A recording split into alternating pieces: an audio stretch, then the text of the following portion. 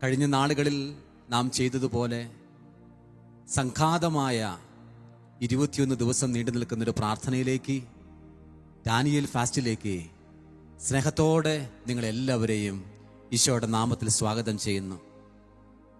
കഴിഞ്ഞ നാളുകളിൽ ഒരുമിച്ച് പ്രാർത്ഥിച്ചിരിക്കുന്ന മനുഷ്യർക്ക് ഇതിൻ്റെ പശ്ചാത്തലം, ഡാനിയേൽ ഫാസ്റ്റിൻ്റെ അർത്ഥവും അതിൻ്റെ വിശദീകരണങ്ങളും കൂടുതലായി അറിയാം എന്നാണ് ഞാൻ കരുതുന്നത്.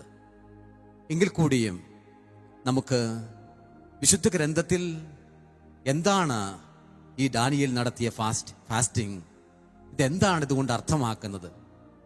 നമ്മൾ ഓർക്കുക, തൻ്റെ ജനത്തിൻ്റെ ദുസ്ഥിതി കണ്ട പ്രവാചകനായ ദാനിയേൽ രുചികരമായ ഭക്ഷണങ്ങളും പാനീയങ്ങളും വേണ്ടെന്ന് വെച്ച് രാജകൊട്ടാരത്തിലായിരിക്കെ എല്ലാ സുഗന്ധലേപനവും മാറ്റിവെച്ചുകൊണ്ട് അവൻ തുടർച്ചയായി 21 രാവും പകലും ദൈവത്തിൻ്റെ തിരുമുമ്പിൽ നടത്തിയ നിലവിളിയാണ്, ദൈവ കരുണയുടെ പ്രാർത്ഥനയാണ് ഡാനിയേൽ ഫാസ്റ്റ്.